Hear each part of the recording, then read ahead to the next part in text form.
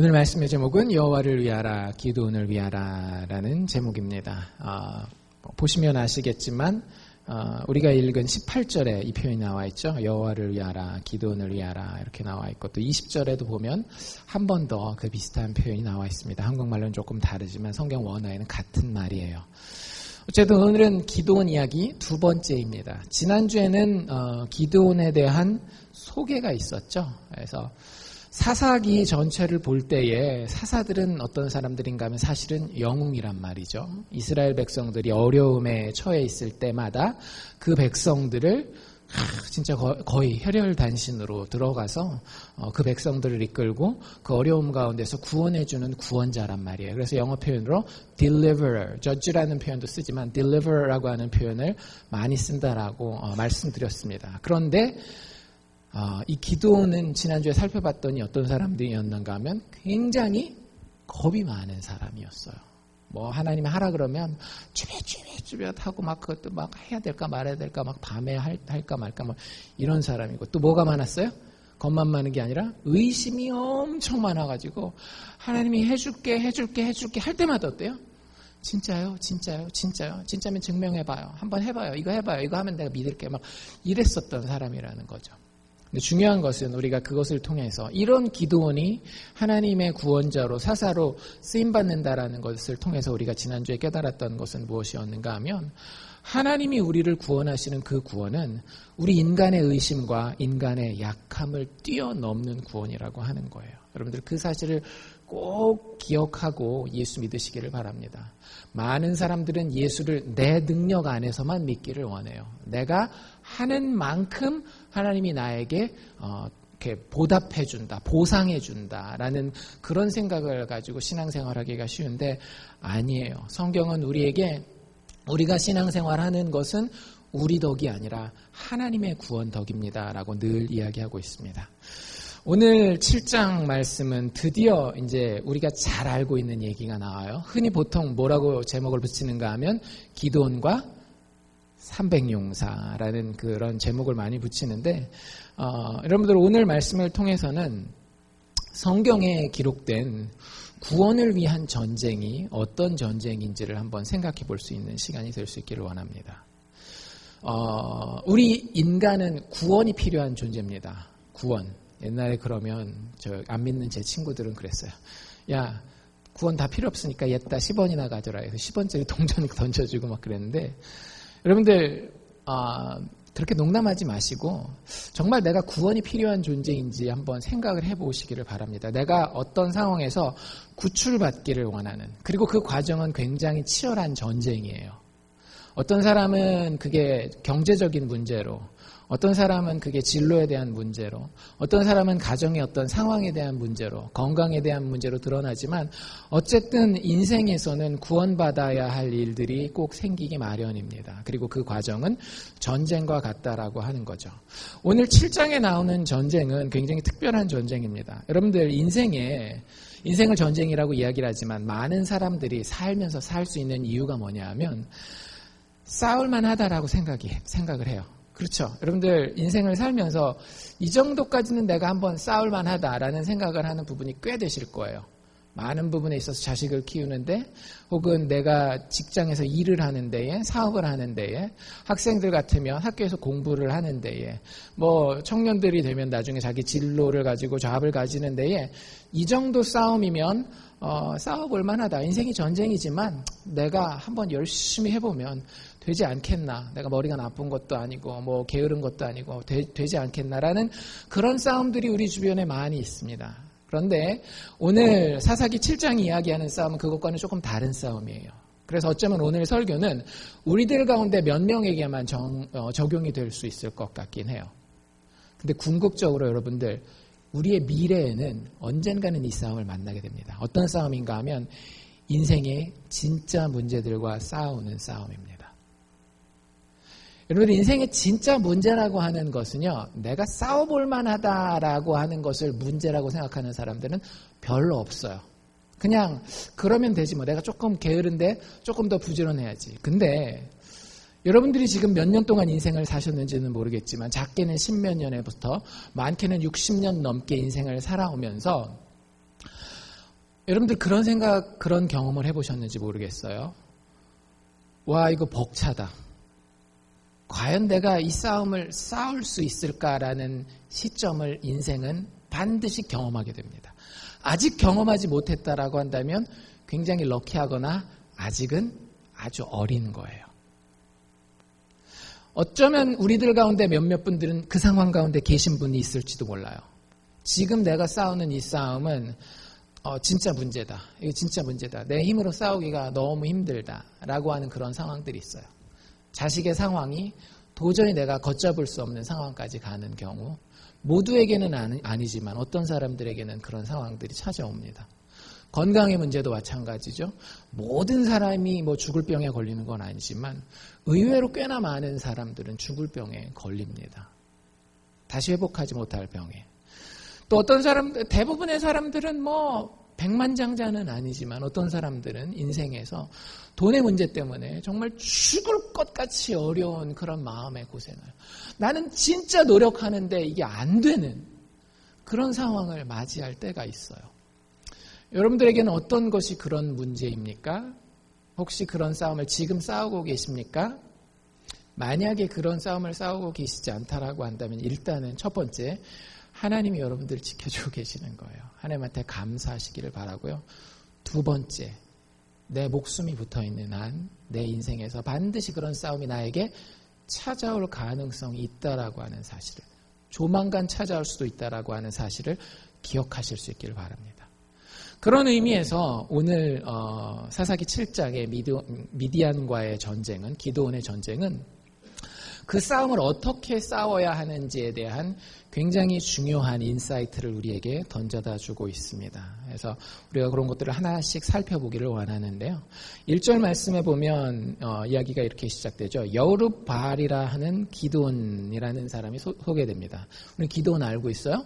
여룻바알도 지난주에 간단하게 하고 지나갔는데 혹시 기억이 안 나시는 분들이 계실까 봐, 여룻바알은 기드온의 별명이었습니다. 이게 여룻바알이라는 게 무슨 뜻이냐면 바알과 싸운다 이런 얘기예요. 바알과 싸우는 전사 이런 얘기예요. 그래서 그게 기드온의 별명이었는데, 어쨌든 그 바알은 누가 섬겼던 신인가 하면 그 당시에 이스라엘의 대적이었던 미디안 사람들이 섬기던 신이었어요. 그래서 그 신을 앞에 나서서 싸우는 우리의 대장이라는 이름으로 여룻바알이라는 별명을 기드온에게 사람들이 붙여준 겁니다. 그래서 그 기드온과 그를 쫓는 모든 백성이 일찍 일어나서 아침 일찍 모인 것 같아요. 하룻이라고 하는 샘물 곁에 진을 쳤고, 미디안 사람들은 그 사람들의 북쪽에 모래산이라고 하는 그 산 앞에 골짜기에 진을 쳤다라고 이야기를 합니다. 2절부터 우리가 인생에 정말 그 어려운 싸움을 만났을 때, 어려운 문제를 만났을 때에 우리가 그 싸움을 어떻게 싸워야 되는지에 대한 첫 번째 힌트가 나오는데요. 2절부터 8절까지를 우리가 살펴볼 텐데, 결론부터 말씀드리면, 여러분들 진짜 어려운 그 문제를 만나잖아요. 그러면 그 싸움은 어떻게 싸워야 되는가 하면 힘을 빼고 싸워야 됩니다. 힘을 빼고 싸워야 돼요. 진짜 여러분들 인생 가운데 이거 안 되겠는데 하는 문제가 있을 때 제일 먼저 기억해야 되는 게 뭐다? 뭘 빼라? 힘을 좀 빼라는 거예요. 힘을. 여기 진짜 그런 얘기가 나와요. 하나님이 기드온과 이스라엘 백성들을 감동하셔서 군대를 모았습니다. 몇 명 모았는지 혹시 아세요? 예습을 하신 분들은 여기 숫자가 나와 있어요. 32,000명이 나왔습니다. 32,000명의 군대면 그렇게 많은 거는 아닐 거예요. 왜냐하면 미디안 사람들이 미디안뿐만 아니라 아말렉에다가 동방 사람들까지 여러 민족을 합쳐가지고 왔기 때문에 최소한 수만 명 이상은 될 거란 말이죠. 근데 그 사람들을 대항해서 이스라엘 사람들이 32,000명의 군대를 모았습니다. 곧 전쟁에 나가려고 해요. 그런데 하나님이 잠깐 그러시는 거예요. 그러더니 뭐라 그러는지 잘 들어보십시오. 2절입니다. 여호와께서 기드온에게 이르시되 너를 좇은 백성이 너무 많다. 32,000명인데 32,000명이 너무 많다라고 하는 거예요. 하나님 그래서 뭐라 그러시는가 하면 네가 32,000명을 데리고 전쟁하는 이상은 내가 절대 미디안을 너의 손에 붙이지 아니하겠다라고 이야기를 합니다. 32,000명이 있으면 뭐 조금 불리하다 이런 정도가 아니라 너 32,000명 그대로 붙들고 있으면 절대적으로 진다는 거예요. 그래서 하나님 뭐라고 얘기를 하셔요? 3절에 보면 백성들에게 이르기를 누구든지 두려워서 떠는 자들이 있으면 돌아가게 하라라고 얘기를 해요. 32,000명이 모였어요. 여러분들 이스라엘 전 백성은 최소한 남자 여자 합치면 200만 명이 넘는 사람입니다. 남자만 해도 그 광야 시대 때 60만이니까 지금은 인구가 늘었을 거예요. 최소한 거의 남자 장정만 100만 정도 되는 거예요. 근데 전체 인구 중에서 몇 명이 전쟁하겠다라고 나온 거예요? 3% 정도만 나온 거예요. 3만 명이 나왔으니까. 근데 그 사람들 정도면 참 괜찮은 사람 아닙니까? 괜찮은 조건에 괜찮은 용기를 가지고 나온 사람들인데 그 사람들 가운데에 그래도 두려워하는 사람이 있으면 보내라고 얘기를 하는 거예요. 몇 명이 돌아갔을까요? 32,000명 중에 22,000명이 돌아갑니다. 3분의 2가 넘는 사람들이 돌아가요. 그러면서 하나님이 하시는 얘기가 뭐냐 하면 아까 2절로 다시 돌아가면은요. 내가 그 사람들 돌려보내는 데는 이유가 있어. 그 이유는 이스라엘 사람들이 나를 거스려서 자긍할까봐 그러는 거야. 자만하여서 스스로 자신의 긍지를 높이는 거예요. 내가 이 정도면 되지 뭐. 근데 여러분들 그 정도면 안 돼요. 그런 것들은 여러분들이 인생에서 문제라고 느끼지 않아요. 사실은. 인생에서 진짜 문제라고 느끼는 부분에 있어서 여러분들이 자긍하잖아요. 그 문제가 절대 해결되지 않습니다. 제가 군부대에 있을 때 저에게 문제가 있었어요. 저는 장교로 갔으니까 주로 이제 그 영관급 이상들이랑 이제 군목으로 가면 그 다이아몬드 2개를 달고 가거든요. 근데 장교로 가면 일반 사병들이랑 다르게 그 어르신들이랑 생활을 해야 돼요. 어르신들 이렇게 맞춰줘야 돼요. 부대에서 축구를 하면 그 연세가 많으신 뭐 대령님이나 이렇게 무궁화 3개 이렇게 있는 분들은 축구를 하면 항상 어디 서 있을까요? 저 골대 앞에 옵사이드 이런 거 없어요. 저 골대 앞에 그냥 서 계세요. 그러면 모든 사람들이 패스를 해주면 거기서 받아가지고 골 넣으면 막 다 박수를 쳐줘요. 뭐 이런 거예요. 근데 연세가 드시니까 축구는 같이 잘 못해요. 주로 장교들이 많이 하는 스포츠가 뭐냐면 테니스입니다. 테니스를 잘 치면 인기가 있어요. 소위라도 이게 다이아몬드 하나 단 소위라도 테니스를 잘 치면 굉장히 인기가 있어요. 저도 테니스를 한번 쳐보겠다고 하는데 제가 운동을 못하진 않거든요. 진짜 운동을 못하진 않아요. 나름대로 운동신경이 있다라고 생각하는데 이 테니스를 치는데 제가 탁구도 진짜 좀 치기 때문에 금방 배울 거라고 생각했어요. 테니스도 어차피 라켓 들고 하는 거. 근데 탁구랑 테니스에 제가 레슨을 받아보니까 가장 큰 차이가 뭐였는가 하면 탁구는 손목을 써요. 그래야지 공을 진짜 다른 사람이 받기 힘들게 해요. 근데 테니스는 손목을 쓰잖아요. 그러면 공이 둘 중에 하나예요. 땅바닥으로 패대기를 치든지 아니면 저 하늘 위로 홈런을 치고 날아가든지. 그래서 딱 적당하게 힘 딱 주고 그 팔로 이렇게 치라고 레슨을 해주는데 제가 테니스 치면 게임에 딱 들어가잖아요. 그러면 힘이 빠싹 들어갑니다. 잘해보려고. 그러니까 칠 때마다 어떻게 될까요? 잘 치겠어요? 못 치겠어요? 못 치는 거예요. 막 그 옆에 뭐 그 저보다 나이도 어린 계급이 어린 분들도 계시고 나이 한참 많은 또 그 영관 대령님도 계시고 막 이런데도 한번 잘해보겠다고 하는데 힘 빡 주고 하는데 제가 마지막 전역할 때까지 항상 저는 하부리그였습니다. 그러니까 힘 빼야 되는데 힘을 주니까 안 되는 거예요. 나름대로 다 할 수 있는데 운동신경 괜찮은데 자기 자긍심을 가지니까 제가 운동을 그렇게 늦게 배워본 적이 없어요. 근데 결국에는 그냥 진짜 솔직하게 말씀드리면 테니스는 제가 포기한 운동 중에 하나입니다. 포기한 운동 중에 하나예요. 힘을 주면 줄수록 여러분들 어려운 싸움은 싸워서 이기기가 어려워요. 왜냐하면 내가 벅차다라고 느끼는 문제는 항상 내 머리 위에 올라와 있는 문제들이거든요. 근데 거기서 아무리 물에 빠진 사람이 자기가 아무리 자기 힘을 줘가지고 자기 머리 끼끄대기를 잡아당겨도 자기가 자기를 머리 위로 구원할 수 있어요? 없어요? 없잖아요. 힘을 빼야 돼요. 그리고 밖으로부터 오는 사람의 도움을 받아야 되는데 많은 사람들이 인생의 이 문제를 접할 때, 이 어려운 문제를 접할 때에 힘을 바싹 주고 있는 거예요. 32,000명 아무리 무서워하는 사람들이라도 끝까지 붙들고 가겠다라고 하는 거죠. 여러분들 우리의 인생도 그래요. 자녀들을 향한 욕심이 있어요. 그렇죠? 돈을 향한 욕심도 있어요. 세상에서 성공하고 싶은 욕심이 있어요. 근데 그게 잘 안 돼요. 내가 생각할 때 문제예요. 내가 그만큼까지 성공하기 힘들 것 같아요.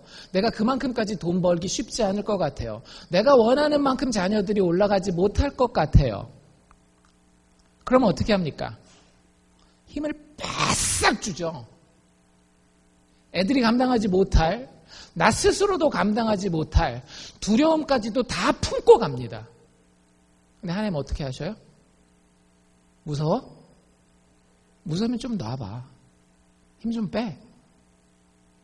여러분들 이게 훨씬 더 나은 길이에요. 이스라엘이 나를 거스려서 자긍하면은요, 결국에는 무리수를 두게 돼 있어요. 그러면 여러분들 세상적으로 조금 성공하는 것처럼 보입니다. 근데 결국에는 나도 죽고 내 주변에 있는 사람도 죽어요. 장기적으로. 서서히 죽어가기 때문에 느끼지 못할 뿐이지. 그래서 하나님이 경고하시는 거예요. 너희가 32,000명 가지고 만약에 승리하잖아? 그거는 아주 일시적인 승리일 거야. 이길 수도 있어. 그런데 내가 절대 이기지 못하게 해. 이유가 뭐예요? 널 사랑하기 때문에.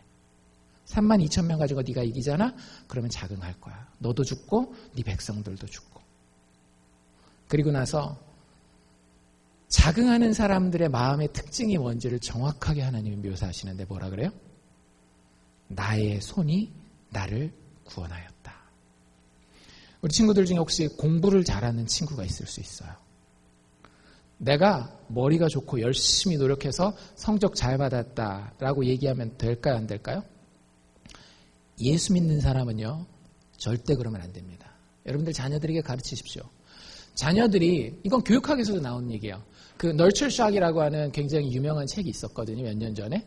애들 키울 때 하지 말아야 되는 말들이 있습니다. 그게 뭘까요? 칭찬을 하지 말아야 된대요. 칭찬도 해야 되는 칭찬이 있고 말아야 되는 칭찬이 있는데 하지 말아야 되는 칭찬 뭐냐면 그 아이의 교만함을 막 키워주는 거죠. 역시 너 머리가 좋구나. 역시 누구 유전자야. 막 이러면서 성적을 잘 받아서 결과를 막 칭찬하는 거. 그럼 아이가 어떻게 될까요? 교만해지는 거예요. 칭찬해 주려면 뭘 칭찬해 주라? 과정을. 너 참 열심히 했구나. 이런 것들 칭찬해 주라는 거예요. 근데 많은 학생들은 공부를 잘하면 어떻게 생각하는가 하면 내 손이 나를 구원하였구나. 여러분들 그게 별거 아닌 것 같죠? 여러분들 그게 사회에 굉장히 큰 죄를 짓는 겁니다. 세상에서 높은 자리에 올라가서 나쁜 짓 하는 사람들이 다 어려서 어떤 사람들인지 아세요? 성적 잘 받은 사람들이에요. 그러니까 의사하고 판사하고 그럴 거 아니에요. 근데 어려서 뭐만 배운 거예요? 어려서 배운 게 딱 한 가지. 그거 네가 잘해서 잘나서 잘한 거야. 그러니까 올라가도 오로지 누구만을 위해서 사는 거예요. 자기만을 위해서 사는 거예요. 나는 내 자식 잘 키운다라고 키웠지만 그 사람이 힘 있는 자리에 올라가면 그 사람이 자기 챙기는 것을 통해서 많은 사회의 구성원들이 어려움을 당하는 겁니다. 여러분들 그거 죄가 아니라고 생각하십니까? 죄예요. 죄예요. 자식을 이런 잘못된 자긍심을 키워주는 거 죄입니다. 마찬가지 여러분들 사업에서 성공하실 수 있어요. 그렇죠? 우리 가운데 사업하시는 분들 많이 계시잖아요. 사업 성공하시고 나서 절대 이러지 마십시오. 나의 손이, 나의 부지런함이, 나의 재능이 나를 구원하였구나. 내 사업을 성공하게 만들었구나. 의도적으로라도 하나님 앞에 겸손해지십시오. 의도적으로. 사람의 디폴트 모드는 자긍하는 것이 디폴트 모드예요. 기본 모드가 그래요. 특히 현대사회에서는 돈을 많이 가지면 굉장히 유스해집니다. 뭐 제가 모르는 얘기 드리는 건 아니죠. 여러분들 주변에 돈을 많이 가진 사람들 중에 정말로 눈꼴신 사람들이 있는 거 보시잖아요. 돈을 많이 가진 사람들이 진짜 이렇게 얘기를 해요. 내 손이 나를 구원하셨구나. 여러분들 예수 믿는다라고 한다면 사업에서 성공했을 때에 절대 이렇게 얘기하지 마십시오. 공부를 잘해서 좋은 성적을 얻게 되건 사업이 잘 돼서 성공하건 다른 여러 가지 성공도 있어요. 자식을 잘 키우는 성공도 있을 수 있고 무슨 성공이 되든지 간에 여러분들 성공할 때 뭐라고 얘기를 하셔야 돼요? 하나님의 은혜입니다. 입에 발린 말만 하지 말고 진짜 깊이 생각해 보세요. 예수 믿는 사람들은 생각할 줄 아는 사람이어야 돼요.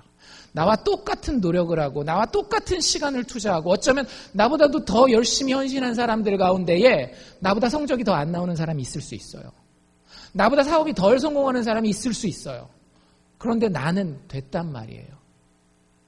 그게 진짜 나의 능력만 가지고 된 건가요? 상식적으로 생각해봐도 아니잖아요. 하나님이 그 힘 빼라는 거예요. 그 힘을 빼지 않고 끝까지 내가 이거 꼭 해야 되는데 이렇게 힘을 붙들고 있으면 그 싸움 하나님이 간섭하셔서 의도적으로 이기지 못하게 하겠다라고 기드온과 이스라엘 백성에게 이야기를 하시는 겁니다. 힘 빼십시오. 22,000명 돌아갔으니까 32,000명 중에서 몇 명 남은 거예요? 10,000명 남았죠. 하나님 이제 싸우러 가자 그러셔요? 안 그러세요. 집에 가서 꼭 읽어보십시오. 하나님이 뭐라고 얘기하는가 하면 아직도 많다 이렇게 얘기를 하셔요. 그리고 나서 이제 우리가 잘 아는 내용이 나옵니다. 사람들을 데리고 물을 마시러 가라는 거예요. 10,000명의 사람들을 데리고 강가로 가서 물을 마시는데 물 먹는 자세에 따라서 두 그룹으로 나누랍니다.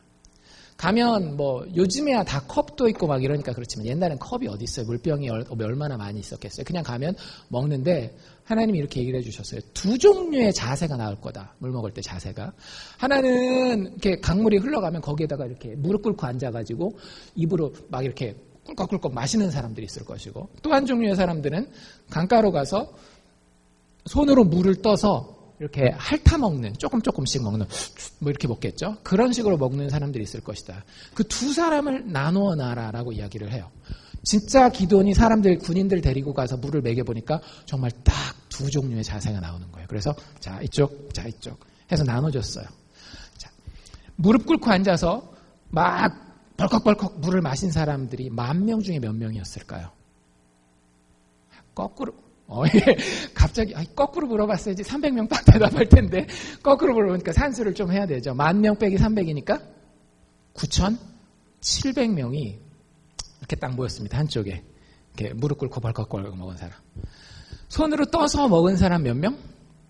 300명. 그렇죠? 그러니까 두 그룹으로 정확하게 나눴어요. 기드온이 눈치가 좀 빨랐다면 이 중에 분명히 한 그룹을 데리고 나가라고 했을 텐데 그러면서 은근히 누구를 쳐다봤겠어요? 9,700명을 막 쳐다봤을 거예요. 근데 하나님은 늘 우리의 생각을 빗나가십니다. 뭐라고 얘기를 하셔요? 그쪽 보지 말고 고개 돌려. 몇 명? 300명. 됐지? 쟤네들 데리고 나가. 내 나름대로는 힘 다 뺐다라고 생각했는데 힘 다 뺀 거였어요? 아니었어요? 힘 다 뺀 게 아니었던 거예요. 여러분들 제가 아무리 여러분들한테 말씀드려도 여러분들 이렇게 생각하실 거예요. 나는 그래도 교회 오래 다니면서 힘 빠질 만큼 빠졌어 라고 생각하는데 절대 그렇지 않습니다. 제 얘기예요. 제 얘기. 제가 저를 이렇게 보면서 이렇게 목회를 할 때 그 목회를 오래 하신 분들이 늘 하는 얘기가 사실 비슷한 얘기예요. 목회하면서 목사님들이 욕심 부리지 말라. 그러니까 여기서 욕심은 나쁜 욕심은 아니에요. 사실은 한번 잘해보겠다고 하나님 앞에서 큰 영광 돌려보겠다고 하는데 목회 건강하게 오래 하신 분들이 늘 하시는 얘기예요. 그 욕심 부리지 말라고. 그게 오늘 나온 이 얘기랑 똑같은 겁니다. 힘 빼라고. 근데 그런 얘기를 듣잖아요. 저도 나름대로 듣고 조심하려고 하는데도 늘 제가 제 스스로 발견하는 게 뭐냐면 나는 충분히 뺐다라고 생각하는 그 순간 하나님의 은혜로 눈을 딱 떠서 보잖아요. 와, 이것도 큰일 날 뻔했구나. 이런 부분이 여러분들 우리에게는 꼭 있습니다. 이거를 찾으실 생각을 하셔야 돼요. 내 힘으로 찾는 건 아니지만 성령께서 눈을 뜨게 하셔서 내가 자꾸 힘주고 있는 부분이 어딘지를 갖다가 빼셔야 돼요. 여러분들 주사 맞을 때 힘주면 어떻게 돼요? 얼마나 아파요. 인생이 아파지는 거예요. 힘 자꾸 주고 있으면. 힘을 좀 빼셔요. 물을 어떻게 마셨느냐, 역시 조심스럽게 이렇게 마셔야 돼. 이런 것도 얘기할 수 있겠지만, 하여튼 이 본문에서의 핵심은 뭐냐면 하나님이 숫자를 줄여간다라는 데 있는 거예요. 32,000명이 300명 됐으니까 몇 분의 1 된 거예요? 100분의 1 된 거예요. 10의 하나도 아니고 100의 하나 데리고 하나님이 전쟁에 나아가게 하시는 겁니다. 그러면서 하나님이 뭐라 그러는가 하면 하나님은 굉장히 분명하세요. 7절에 뭐라고 얘기를 하세요? 핥아먹은 300명으로 너희를 구원할 것이며 그들에게 미디안 사람들을 붙일 것이다 라고 얘기를 해요. 하나님 분명하세요. 그 어려운 싸움은 힘을 빼야만 너희가 싸워서 이길 수 있는 싸움이다. 그리고 내가 그 싸움은 돕겠다라고 이야기를 하시는 거예요. 꼭 기억하십시오. 여러분들 인생의 진짜 문제를 만나게 되시면 그 싸움을 싸워야 될 때 일단 뭐 하셔라? 힘을 좀 빼라. 힘을 좀 빼라. 내 능력, 내 고집 이런 것들 좀 내려놓으셔야 돼요. 두 번째, 이제 9절부터 실제 이제 나아가서 싸우려고 해요. 그날 밤이 됐어요. 아침에 이제 사람들을 이렇게 뽑았잖아요. 9절부터 보면 이제 밤이 되어서 나가려고 하는데 여러분들 이 어려운 인생의 전쟁을 싸우는 두 번째 방법은 뭔가 하면 약속이 믿어져야 싸울 수 있습니다. 이 싸움은. 이게 뭔 얘기인지 한번 잘 들어보십시오.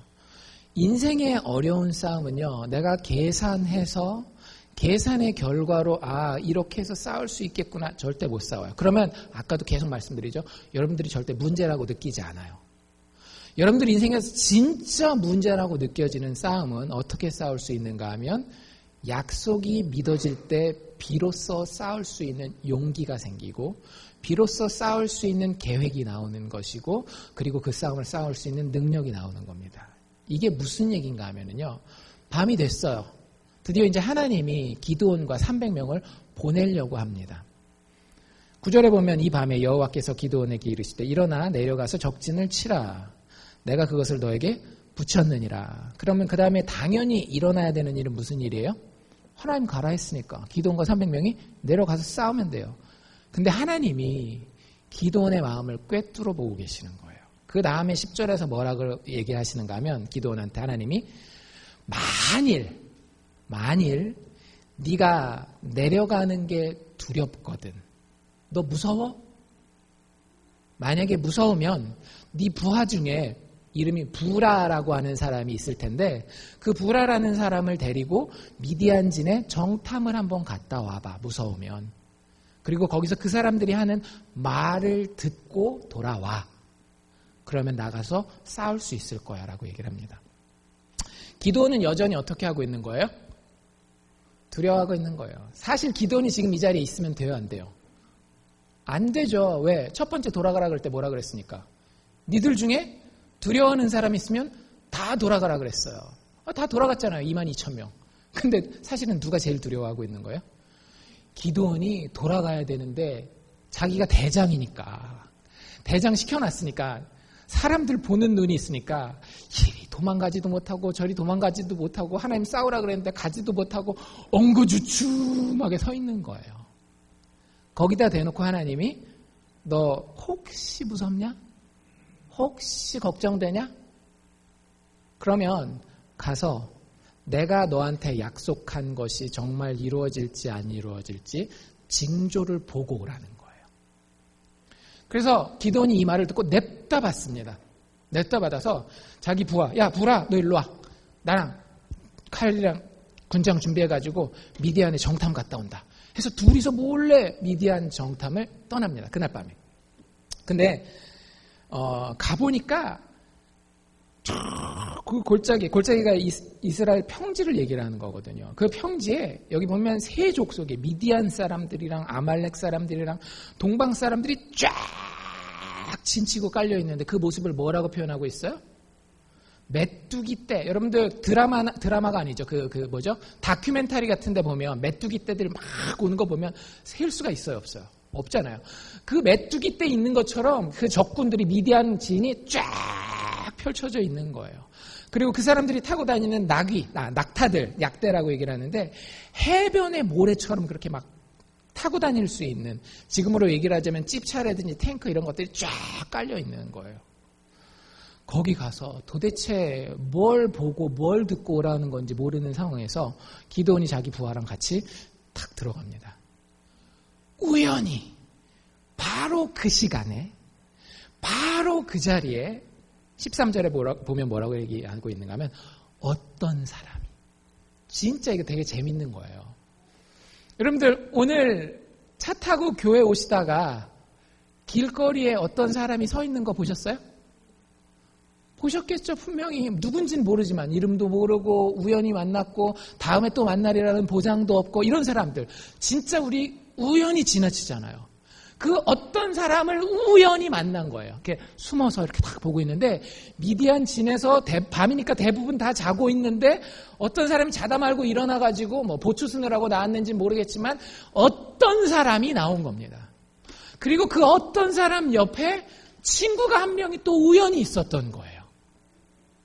근데 참 신기한 건 그 어떤 사람이 그날 초저녁에 자다가 꿈을 꾼 거예요. 참 신기하죠? 여러분들 지나가다가 어젯밤에 꿈꾼 거 기억해요? 물어봐가지고 그 꿈 대답할 수 있는 사람? 많지 않을 거란 말이에요. 정말로 생전 얼굴도 한번 못 보고 이름도 몰랐던 사람이 기도원 앞에 딱 서는데 그 사람이 그날 꿈을 꾼 거예요. 그날 밤에. 그리고 나서 그 꿈 그냥 자기 혼자 생각할 수도 있잖아요. 근데 그날따라 마음이 끌렸나 봐요. 자기 옆에 있는 친구한테 꿈 얘기를 합니다.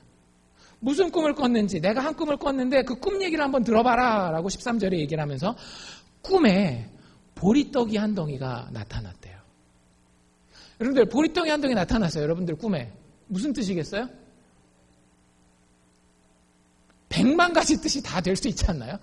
보리떡. 여러분들 꿈에 피자가 나타났다라고 생각해 보세요. 피자가 나타나가지고 여기 보리떡이 나타나가지고 보리떡이 둥글둥글 굴러오더니 어떤 천막 앞에 가서 팍 그 천막을 치니까 천막이 넘어졌대요. 피자를 먹었는데 우리 식으로 생각하면 이렇게 생각하면 돼요. 피자가 막 날라오더니 우리 집을 팍 치니까 다 날아간 거예요. 뭐 그런 꿈을 꾼 거예요. 여러분들 그 꿈을 꾸면 뭐라고 생각하시겠어요? 아까 저녁 때 먹은 피자. 왜 이렇게 소화가 안 되는 거야? 막 이러고 앉아있을 거 아니에요. 얼마든지 이 꿈이라고 하는 것은 무시할 수도 있고 해석이 100만 가지도 더 될 수 있는 거예요. 그 꿈 얘기를 합니다. 중요한 건 그 옆에서 듣고 있는 친구예요. 가관이에요. 이 꿈을 나름대로 해석을 딱 해줍니다. 어떻게 해요? 너 그 꿈이 무슨 뜻인지 알아? 난 알아. 난 알아. 정확하게 이 뜻이야. 여기 성경에 뭐라고 얘기를 하고 있는가 하면 그 친구가 대답하여 가로되 이게 다른 게 아니야. 딱 이 뜻이야. 딱 이 뜻. 딱 이 뜻. 잘 들어. 잘 들어. 뭐라고 얘기를 하는가 하면 그 보리떡은 기드온이야. 지가 어떻게 알아? 그게 자기가 선지자도 아니고 하나님을 본 것도 아니고 자기가 꾼 꿈도 아닌데 그 보리떡이 기드온이라는 거예요. 그리고 그 장막은, 그 텐트는 우리 미디안이 유목민족이거든요. 텐트 치고 돌아다니면서 사는 사람들. 우리 미디안을 상징하는 거야. 기드온이 칼을 들고 군사를 이끌고 우리에게 쳐들어오면 우리가 그렇게 망할 것 같아.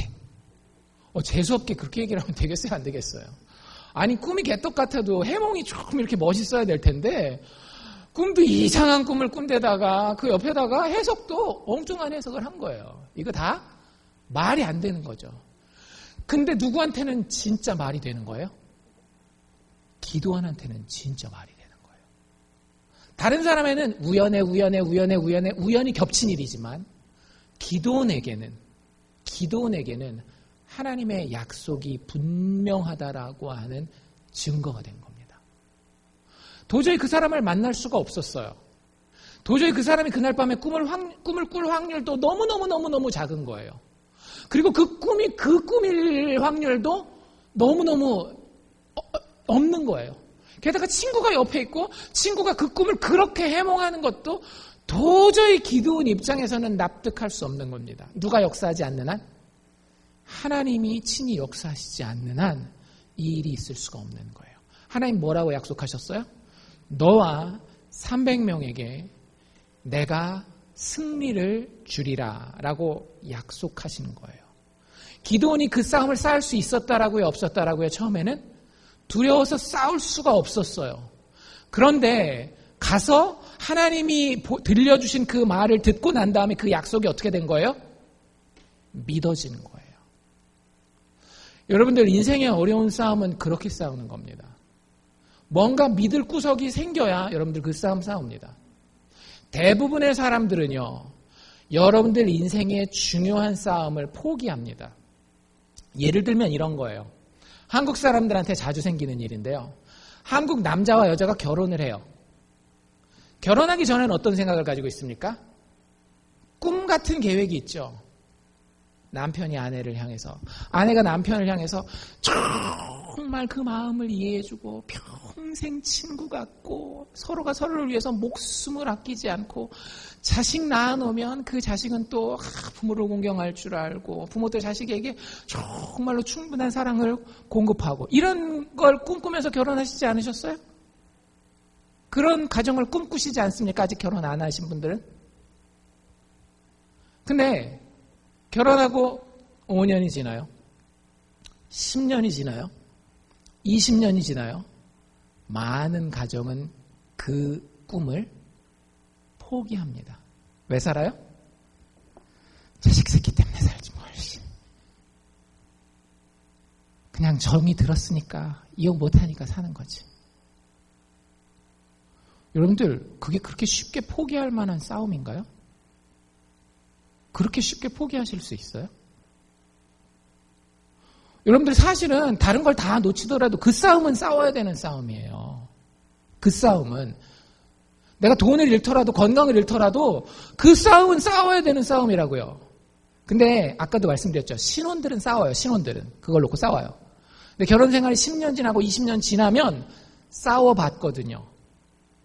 이겼어요? 졌어요? 많은 경우에 졌어요.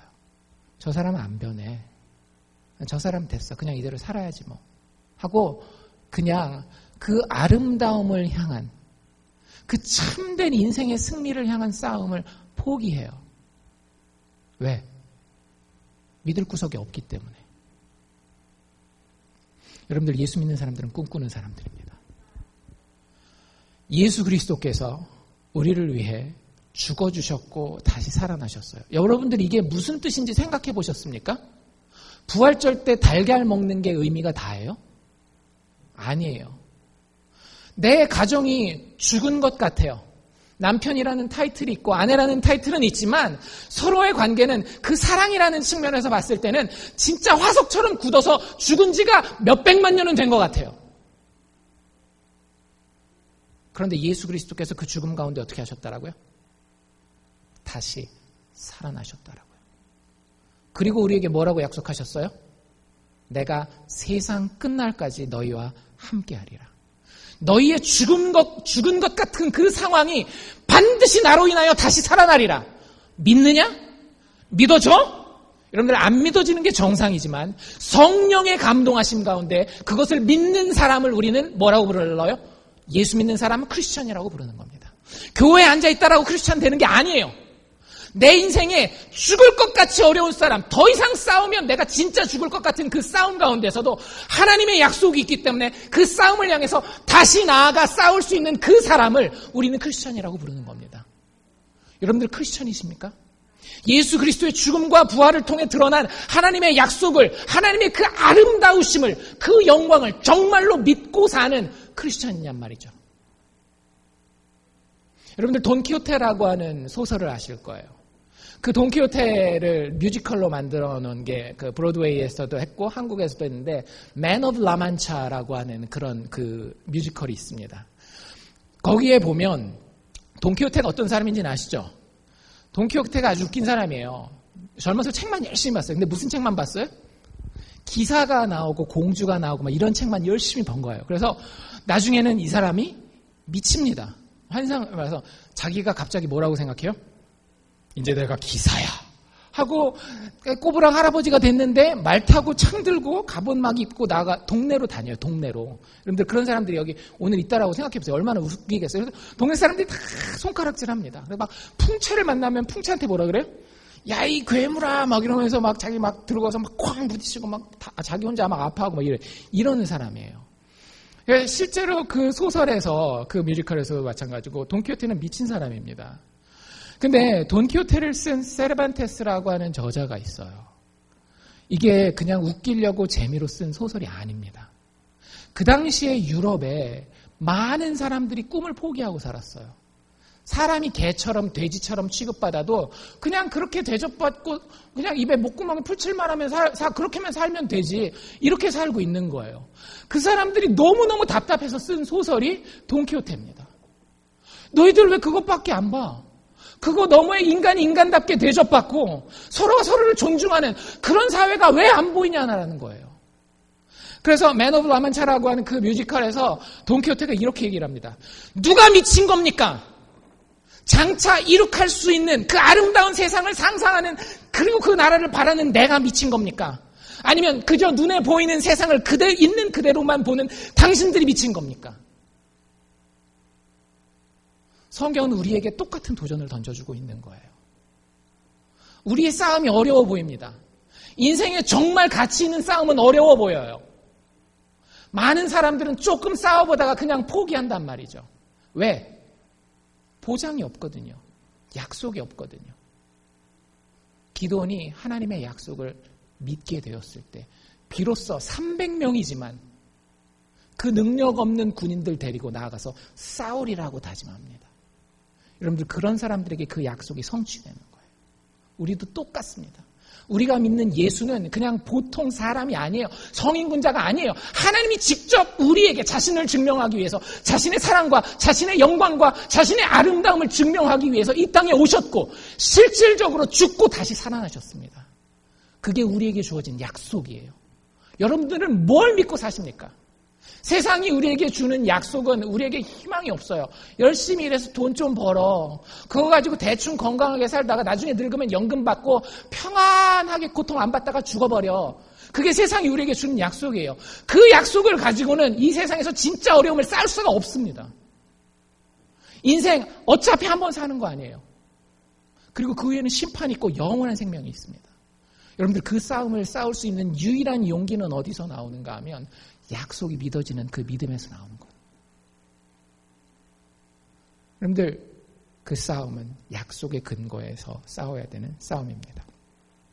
16절부터 보면 기드온이 드디어 이제 용기를 얻어서 15절 앞부분에 보면 기드온이 그 꿈과 해몽하는 말을 듣고 하나님께 경배했대요. 이제 믿어지는 거죠. 드디어 하나님의 약속이 믿어지는 거예요. 그리고 나서 군대를 이끌고 전쟁을 하러 나갑니다. 몇 명이랑? 300명을 데리고. 자, 전쟁을 어떻게 하는지 한번 잘 봅시다. 300명이 있는데 300명을 세 그룹으로 나눠요. 세 그룹으로. 그러니까 한 그룹당 몇 명씩 하면 되겠어요? 100명씩. 그래서 한 그룹은 기드온이 직접 이끌고 나머지 두 그룹은 지리적으로 좀 떨어진 데다가 배치를 합니다. 자, 전쟁을 위해서는 준비물이 필요하죠. 여러분들 뭐 들고 가실래요? 마이크? 꽃병? 이런 거 안 들고 가죠. 당연히 전쟁에 가려면 뭘 들고 가야 돼요? 총.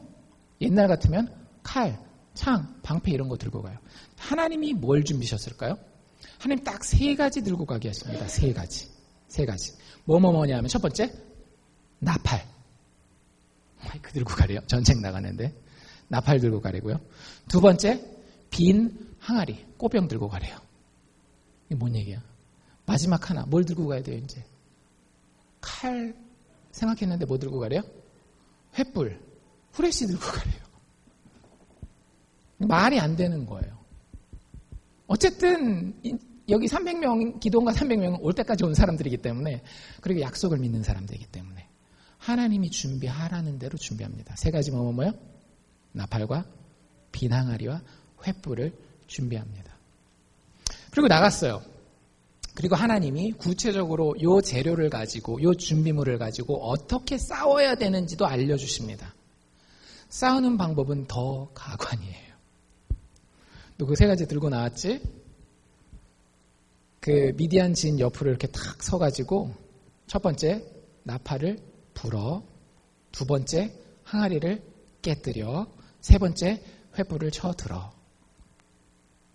여러분들 보고 이렇게 싸우라 그러면 여러분들 싸우시겠어요? 안 싸우시겠어요? 당장에 횃불, 항아리, 나팔 다 놓고 그냥 나는 집에 가서 내 돈벌이나 하겠다. 그러지 않겠어요? 근데 하나님이 이렇게 하시는 데는 이유가 있습니다. 마지막 세 번째, 이 싸움을 싸우는 방법은 바로 이것이에요. 하나님께서 싸우시게 하라.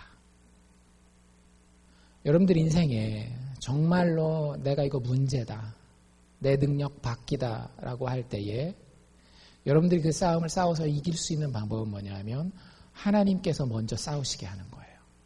내가 막 나서가지고 앞서 싸우는 것이 아니라 하나님이 먼저 싸우시게 하고 하나님이 어떻게 진행하시는지를 보면서 그 발자취를 따라만 가면 되는 겁니다. 하나님이 싸우시게 하십시오. 나팔을 불고 항아리를 부수고 횃불을 듭니다. 기드온이 이끄는 그 100명이 먼저 제일 가까이 미디안 가까이 가고요. 거기서 신호를 줍니다. 내가 하면 너희들도 똑같이 각각 있는 그 장소에서 나팔을 불면서 항아리를 깨뜨리고 횃불을 들으라라고 이야기를 해요. 그러면서 횃불을 들 때에 구호를 하나 외치라고 얘기를 합니다. 구호. 한국 사람들도 구호 좋아하는데 구호를 하나 외치라 그러는데 그 구호가 바로 뭐예요? 아까 우리가 읽었던 18절에 여호와를 위하라, 기드온을 위하라입니다. 여러 가지 신학적인 의미를 가질 수 있어요. 근데 한 가지만 우리들 생각해 봅시다. 여러분들 이 사사기 저자나 아니면 하나님이 기드온을 통해서 이스라엘 백성들을 통해서 이 구호를 외치면서 깨닫기 원했던 것이 무엇인가 하면, 드러내기 원했던 것이 무엇인가 하면 이스라엘 군대의 대표가 누군지를 드러내고자 했던 거예요. 이스라엘 군대의 대표는 누구다? 하나님이시라는 거예요. 그리고 하나님이 보낸 자를 통해서 하나님이 원하시는 방법으로 그 싸움을 하나님이 싸우시겠다라는 거예요. 여러분들 우리의 인생에서의 싸움도 마찬가지입니다. 여러분들 예수 믿을 때에 이런 넋두리라고 얘기를 하죠. 목사님 찾아가면 답이 뻔해. 여러분들이 문제를 들고 목사를 찾아가면 여러분들이 듣는 답은 뭡니까? 기도하세요. 되게 책임감 없이 들리시죠? 만약에 그 말을 목사가 책임감 없이 한다라고 하면 그건 진짜 책임감이 없는 거예요. 근데 그 목사가 그 성도의 형편을 듣고 정말 같이 공감하고 아파하고 그리고 기도하는 가운데에 그 성도에게 기도하십시오라고 이야기하는 그 말은요, 여러분들 하나님의 음성으로 들으셔야 됩니다. 왜? 그게 그 전쟁을 싸우는 유일한 방법이기 때문에. 하나님이 나를 위해서 싸우시지 않으면, 하나님이 내 전쟁의 대표가 되어주시지 않으면 이 싸움은 절대로 이길 수 없는 싸움이기 때문에 그렇습니다. 그래서 소리를 질러요. 여호와를 위하라, 기드온을 위하라. 하나님이 우리의 대표 되시고 하나님이 보내신 구원자가 우리를 구원하실 것입니다 라고 고백하는 것이 이스라엘 백성들의 구호가 된 거예요. 그 다음에 더 흥미로운 건 뭐냐 하면 저 21절로 내려가면 각기 당처에서, 그러니까 각자 그 100명씩 그룹이 있다라 그랬잖아요. 그 100명씩 있는 그룹이 자기 자리에서 그 진 사면으로 애워쌌다라는 표현을 써요. 여러분들 잘 생각해 보세요. 상식적으로 여러분들이 지금 그 전쟁을 하려고 준비를 했어요. 그리고 싸움을 걸었습니다. 여호와를 위하여, 기드온을 위하여 싸움을 걸었어요. 그럼 그 다음에 해야 되는 일은 뭐예요? 와 하고 적진을 향해서 돌격해야 되잖아요. 근데 돌격하지 않아요. 애워쌌다라는 표현이 거기 가만히 서 있었다라는 표현이고요. 영어로는 뭐라고 되어 있는가 하면 held his position. 거기 자리 딱 잡고 서 있었다라고 하는 거예요. 싸우자 해놓고 자기는 어떻게 하는 거예요? 가만히 자기 자리에 있는 거라고 하는 거죠. 그런데 그 다음에 놀라운 일이 벌어집니다. 22절에 300명이 자기 자리를 지키고 나팔을 불 때에 여호와께서, 주어가 뭐라요? 하나님이에요. 여호와께서 그 온 적군으로 자기 동무들끼리 칼로 치게 하셨다. 밤에 상식적으로 생각하면 깜짝 놀란 거예요. 미디안 군인들이. 깜깜하니까 지금처럼 이렇게 조명이 있는 것도 아니니까 와 하고 막 소리가 들리고 막 빵빵빵 깨지는 소리 들리고 횃불이 막 왔다 갔다 하고 기드온이 어쩌고 저쩌고 막 이런 얘기가 들리니까 황급해서 칼을 빼고 자기끼리 막 휘두르는 겁니다. 그리고는 많은 사람들이 죽어나가요. 여러분들 중요한 것은 제가 아까 강조드린 주어입니다. 그 모든 일들을 이스라엘 백성이 했어요? 아니에요. 여호와께서 하셨다라고 하는 거예요. 출애굽기에도 우리가 그런 표현이 있어죠. 너희는 가만히 있어. 내가 너희의 하나님 됨을 알지어다. 예수 믿는 사람들이 기도해야 되는 이유가 이것입니다. 하나님의 뜻에 늘 민감해야 되는 이유가 이것이에요. 여러분들 인생을 살아가는 데 있어서 우리가 결단해야 될 것들이 되게 많습니다. 근데 교회 다니는 사람들이 되게 미신적이에요. 요거에 대해서는 하나님 뭐라고 이렇게 막 말씀하실까? 목사님을 꼭 점쟁이처럼 생각하죠. 무당처럼. 그래서 목사님이 하라 그러면 하고 말라 그러면 말고 뭐 이렇게. 아니면 자기가 하는 것도 굉장히 율법적으로 하거나 미신적으로 해가지고 자기가 하기 편한 대로 하려고 그래요. 자기가 싸울 수 있는 방법을 좀 알려달라는 거예요. 그런데 성경은 그렇지 않아요. 처음부터 끝까지 누구를 의지하라는 거예요? 하나님을 의지하라는 거예요. 하나님이 때로는 야, 너 그 학교 접어라고 이야기하실 수도 있고요. 때로는 그 학교 힘들어 보이는데 야, 그 학교로 도전해 라고 이야기하실 수도 있어요. 사업도 마찬가지고요. 나의 일터도 마찬가지예요. 그걸 알 수 있는 유일한 방법은, 그것을 내가 아닌 하나님의 방법으로 싸우는 방법은 하나님이 먼저 싸우게 하시는 거예요. 여러분들, 그 하나님은 우리와 똑같이 육체를 가지고 계시지 않습니다. 그저 성령을 통해서 우리의 마음 가운데 역사하실 뿐이죠. 그러면 우리가 그 하나님이 역사하시게 할 수 있는 방법은 뭐냐면, 그 성령 하나님이 나 마음 가운데 어떤 마음을 주시는지에 민감하게 기울이고 기다리는 거예요. 듣는 거예요. 그리고 그 감동하심에 따라서 판단하고 행동하는 겁니다. 사사건건 각 케이스마다. 그러면 하나님이 그 싸움을 이기게 해주시겠다라는 거예요. 아무것도 하지 말라라는 얘기 아니에요. 아까 말씀드렸죠. 여러분, 하나님이 이렇게 싸우고 나신 다음에 어떻게 하시는지 아세요? 이스라엘 백성들로 하여금 그때 이야기하십니다. 자, 이제 니네 차례야, 나가. 그래서 보면 끝까지 쫓아가서 이 미디안 사람들을 가나안 경내에서 다 쫓아내요. 두목들도 다 없애고. 순서가 중요하다라는 거예요. 예수 믿는 사람들은 게으른 사람들이 아니에요. 예수 믿는 사람들은 하나님 앞에 핑계 내놓고 하나님이 다 하십시오. 어차피 하나님이 알아서 하시니까 나는 그냥 따라가겠습니다. 그게 아니에요. 예수 믿는 사람처럼 열심히 사는 사람이 없어야 됩니다. 정상적으로는. 왜? 하나님 약속하셨으니까. 단 중요한 게 순서라고요. 누가 먼저 일하게 하시라? 하나님이 먼저 일하게 하시라. 여러분들 인생을 살펴보십시오. 아, 하나님이 이쪽으로 이끌고 가시나 보다라고 하는 것이 보여요. 영적인 민감함이 거기에 필요한 겁니다. 많은 사람들은 그거 생각하지 않고 아까처럼 미신처럼만 하나님의 뜻을 구별하려고 하는데, 그러지 말고 매일 말씀 보고 매일 기도하는 가운데에 하나님이 어떤 싸움을 어떻게 싸우고 계시는구나를 발견하십시오. 그러면 여러분들은 여러분의 싸움을 가장 효율적으로, 가장 능력 있게 싸울 수 있게 되는 거예요. 그게 우리의 인생의 진짜 문제들과 싸우는 방법입니다. 여러분들은 지금까지 어떻게 그 싸움을 싸워 오셨습니까? 앞으로 그 싸움을 어떻게 싸우실 작정입니까?